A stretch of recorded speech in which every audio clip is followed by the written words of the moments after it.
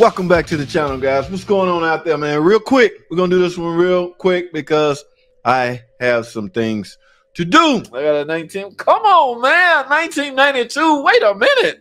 Dodge Grand Carry is shaking and stalling. Any idea my local Chrysler dealership wouldn't fix it. It ain't that they wouldn't fix it. I'm gonna tell you this. It's that they don't have a scan tool to diagnose it.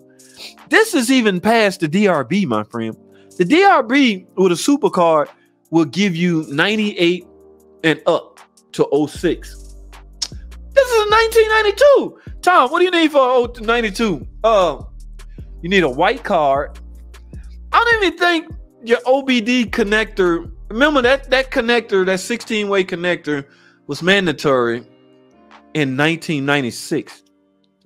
So you, my friend, have the one under the Tom. Remember that one under the hood by the battery, where you take your DRB and plug it in there.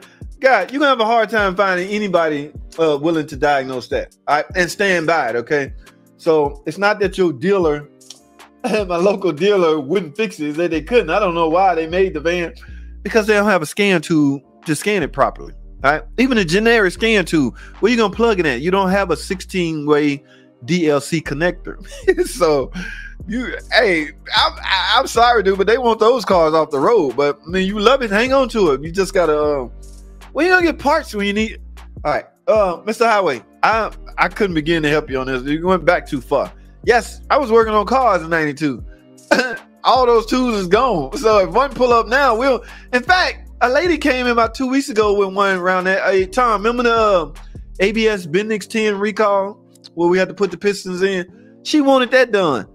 Chrysler said no. Like, recalls are lifetime, right? But after a certain point, they're like, ain't no more. We ain't even got no more parts. We're not making no more parts. Get rid of the car. Go away. So it's just one of those things. Even though it's a free recall, she couldn't get it done because I don't know why she couldn't. I don't remember, but they gave it to me, and I was like, I don't know. We couldn't get no parts. But sorry, Mr. Highway, you're gonna have a hard time with that one, my friend. What's going on, Mr. Knight? X in the building. That's what's up, my friend. How are you this lovely Thursday? Okay. We got a road trip to Colorado, Florida, and I'm afraid to take it. No, don't drive that thing.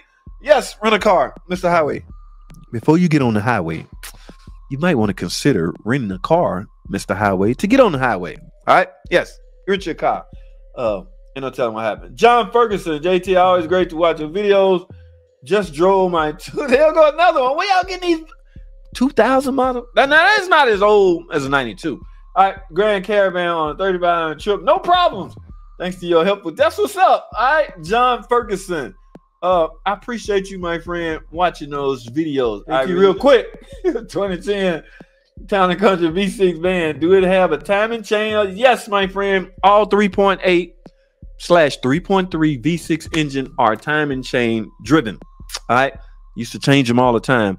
Actually, it was the snubber in the middle of the chain that gave that engine a rattling noise problem. Okay, when the change would age and get a little loose, it would clatter up against a snubber. At that time, during that year, Chrysler sent out a memo to all the techs and dealers to simply remove the cover. It's not simply, I mean, it's a lot of work to remove the cover and get rid of that snubber and put in a new chain. I always went in with a new cam gear when I did that job too. But yes, it is chain driven, my friend. Hummingbird, okay, Napa sales. Yes, the head gasket juice. We'll just call it head gasket juice. All right, hello. Thanks, Hella, for jumping on, man. Yes, Dark Man, I can't remember. I bought a tool that could do OBD and OBD. Well, during that year of 92, it was all about the connector, the OBD connector. All right, if you can plug into it, you likely can read it. So the tool we had at the dealership at the time, nowhere to be found, and I can't even remember how to do it anyway, but it had a bunch of connectors. Yeah, so if you still got it, hang on to it, Dark Man. It could do 91 Sundance, yes, and a 95 Neon, yes. That connector was under by the battery. All right, hang on to it if you still got it. Philly D, what up, my dude? How you doing, man? How you living? All that good stuff. Thanks for stopping by, Philly. That's what's up, man. Did you ever find a spare wheel and tire? No, I didn't. I took a chance. I made it. Let me finish this. When are you taking in on your trip. If you already did, what did you think about it? That was a rental van. It was great. I mean, the bells and whistles what made the family like it. You know, they was able to say they forget they have to pee. So we don't stop as much when some entertainment is playing. Okay, they just sit back there, the AC on, a movie running, so I can just keep strolling and strolling and strolling. And before you know it, I'm at my destination. So if nothing else, the entertainment system made me get where I was going a lot quicker. So the Pacifica, I love the Pacifica, my friend. Until they start, you know, adding all this stuff, all-wheel driving. Yeah, really, it was fantastic. I love it, man. That was a nice van. 2015, I should change the transmission filter and only replace the fluid that was in the pan. What is your 2015? That is a 62 TE, I want to say. I don't know when the 9-speed starts showing up in the 200s. If they ever did. They probably never didn't, but you likely got a 62 TE. You can't measure that. Once you take all the bolts off the pan and bang it off, fluid just gonna spill out everywhere. You can, unless you got a 9-speed, I don't know. If you got a 9-speed, yeah, measure how much come out and go back in with the exact same amount. That's if you don't have any leaks right now. So yeah, that will work. That will do wonders for you if you don't have any leaks right now. I have a scan too with the connector for that van. You know what I'm talking about, Dartman? It's a square. It's an L square. Okay. And I think the connector is near the battery. All right. So long time stuff. Count the flash. Yes. They call that, what they call that?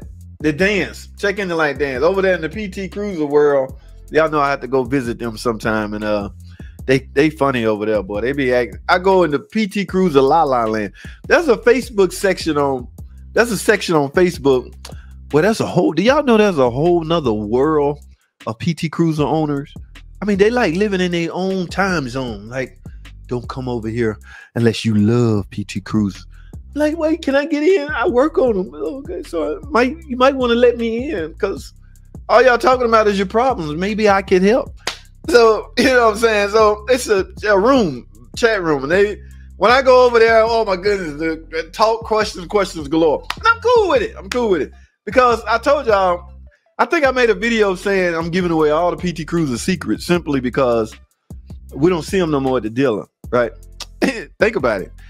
Our diagnostic time sometimes is 2 hours, right? We charge $200 per hour. So technically, if you do the math, it could take $400 to tell you what's wrong with your car. $400 for, let's say, an 01 PT Cruiser is like pushing it, right? You may have exceeded the value of the car. Now, I'm not belittling anybody's car. All right, that's not what I'm doing. I'm just saying. So think twice. A lot of people think it twice before they go to the dealership. So yes, the key dance, Tom. I know what you're talking about.